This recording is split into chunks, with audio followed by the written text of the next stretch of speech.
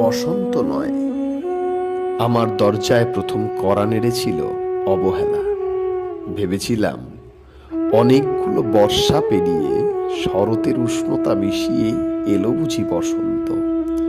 দরজা খুলে দেখি আমাকে ভালোবেসে এসেছে অবহেলা।